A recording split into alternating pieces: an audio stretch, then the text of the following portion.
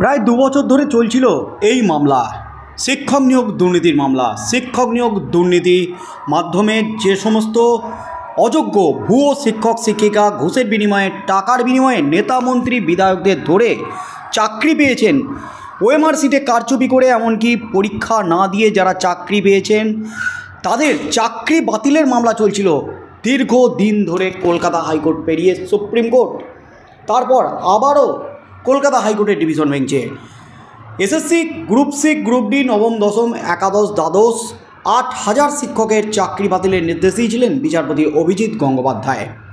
বিচারপতি অভিজিৎ গঙ্গোপাধ্যায়ের এই নির্দেশ ডিভিশন বেঞ্চ ঘুরে যায় সুপ্রিম কোর্টে। সুপ্রিম কোর্টে স্থগিত হয়ে যায় বিচারপতির নির্দেশ। তারপর সেই মামলা ফিরে আসে কলকাতা হাইকোর্টের স্পেশাল বেঞ্চে। সুপ্রিম কোর্টের নির্দেশে বিচারপতি দেবাংশু বসাক তড়িঘড়ি এই মামলার শুনানি করেন। দীর্ঘ শুনানির পর 3.5 মাস পর অবশেষে বড় সড়ো রায়দান। প্রায় 26,000 শিক্ষক শিক্ষিকা শিক্ষাকর্মীর চাকরি বাতিল।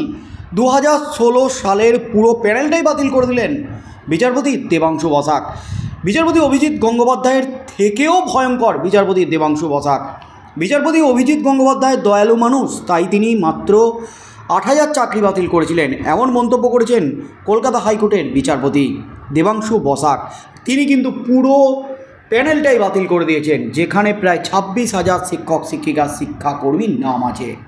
আর এই শিক্ষক শিক্ষিকাদের চাকরি বাতিলের পর থেকেই কিন্তু বড় ধাক্কা রাজ্যের, কারণ লোকসভা ভোটের মাঝে এই চাকরি বাতিল রাজ্যের জন্য, রাজ্য সরকারের জন্য একেবারে বুমেরাং হয়ে যাবে।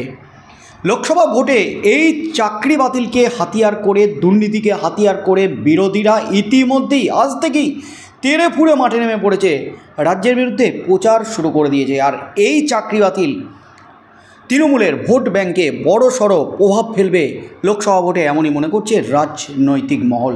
তার মধ্যেই কিন্তু এবার আঙুল উঠল এই ভুয়ো নিয়োগ নিয়ে রাজ্য মন্ত্রিসভার দিকে। রাজ্য মন্ত্রিসভার সুপার এসি এই নিয়োগ, এই অযোগ্য শিক্ষক শিক্ষিকাদের নিয়োগ, এমনই কিন্তু বিস্ফোরক দাবিতে তোলপাড় রাজ্য রাজনীতি। রাজ্য মন্ত্রিসভার সকল সদস্যদের সিবিআই হেফাজতে নিয়ে জিজ্ঞাসাবাদ করুক, এমনই কিন্তু বিস্ফোরক দাবিতে রাজ্য রাজনীতিতে জোর শোরগোল ফেলে দিলেন রাজ্যের বিরোধী দলনেতা শুভেন্দু অধিকারী। এই মুহূর্তের সবচেয়ে বড় খবর, অযোগ্যদের চাকরি দেওয়ার সিদ্ধান্ত মন্ত্রিসভায়। উপস্থিত সকলের সিবিআই হেফাজতের দাবি শুভেন্দুর। নিয়োগ মামলায় বিরাট রায় দিয়েছে কলকাতা হাইকোর্ট। 25,753 জনের চাকরি চলে গেছে। রাজ্য সরকার ইতিমধ্যে এই রায়ের বিরুদ্ধে সুপ্রিম কোর্টে যাবে বলেছে। সোমবার রায়গঞ্জের প্রচার সভা থেকে মমতা বন্দ্যোপাধ্যায়ও এই রায়কে বেআইনি বলে দাবি করেন। তবে রাজ্যের বিরোধী দলনেতা শুভেন্দু অধিকারী বলছেন, অযোগ্যদের চাকরি দেওয়ার সিদ্ধান্ত মন্ত্রিসভার বৈঠকে নেওয়া হয়েছিল। বালুরঘাটের সভা থেকে এই বিস্ফোরক দাবি করেন শুভেন্দু। সুকান্ত মজুমদারের সমর্থনে সোমবার বালুরঘাটের সভা করেন শুভেন্দু অধিকারী।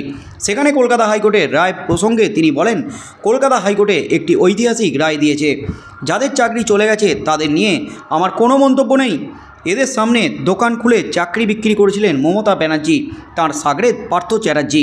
30 লক্ষ চাকরি প্রার্থীর যারা সর্বনাশ করেছেন তাদের সর্বনাশ হয়েছে কলকাতা হাইকোর্টের ডিভিশন বেঞ্চে। এত বেআইনি নিয়োগ তাহলে হলো কিভাবে, সেই বিষয়ে বিস্ফোরক দাবি করেছেন রাজ্যের বিরোধী দলনেতা শুভেন্দু অধিকারী। তার দাবি, চোরদের নিয়োগ করার জন্য বাড়তি পোস্ট তৈরি করেছেন মমতা ব্যানার্জি।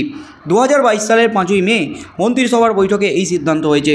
শুভেন্দু বলেন, 2022 সালের 5ই মে ক্যাবিনেটে যারা উপস্থিত ছিল তাদের সবাইকে অবিলম্বে সিবিআই কাস্টডিতে নেওয়ার দাবি করেন তিনি।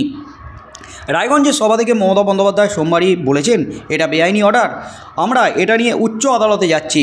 চাকরি হারাদের পাশে থাকার বার্তা দিয়ে তিনি বলেন, যাদের চাকরি যাওয়ার কথা বলেছে তাদের বলছি, আমরা সবাই আপনাদের পাশে আছি, চিন্তা করবেন না, হতাশ হবেন না, কেউ জীবনের ঝুঁকি নেবেন না।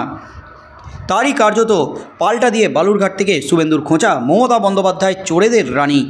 এখন উন্মাদের মতো চিৎকার করছেন, বলছেন রায় মানি না, আপনাকে মানতে হবে না, আর কোনো প্রমাণের অপেক্ষা নেই, তৃণমূল চোর প্রমাণ হয়ে গেছে।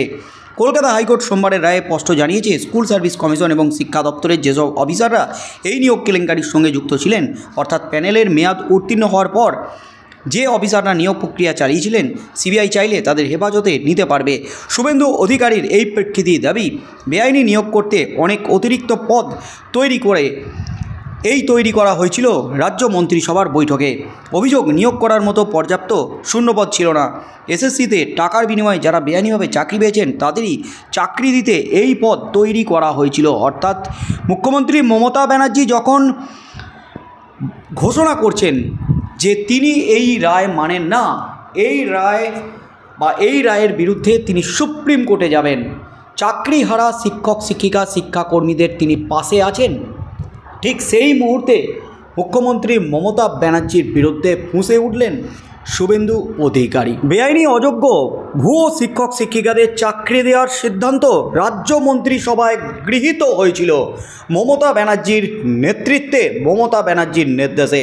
তাই সমস্ত বেআইনি ভুয়ো শিক্ষক শিক্ষিকাদের চাকরি বাতিলের জন্য যারা দায়ী, রাজ্য মন্ত্রিসভার সকল সদস্যদের এবং ওই মিটিংয়ে উপস্থিত সকল সদস্যদের সিবিআই হেফাজতে নিয়ে জিজ্ঞাসাবাদ করুক, এমনই কিন্তু বিস্ফোরক দাবি তুলে রাজ্য রাজনীতিতে লোকসভা ভোটের মাঝেই ঝড় তুলে দিলেন শুভেন্দু অধিকারী। তাই আগামী দিনে এই চাকরি বাতিল নিয়ে রাজ্য রাজনীতিতে কি হতে চলেছে, কারণ বিচারপতি দেবাংশু বসাক তিনি কিন্তু স্পষ্ট নির্দেশ দিয়েছেন সিবিআই চাইলে যাকে খুশি হেফাজতে নিয়ে জিজ্ঞাসাবাদ করতে পারে।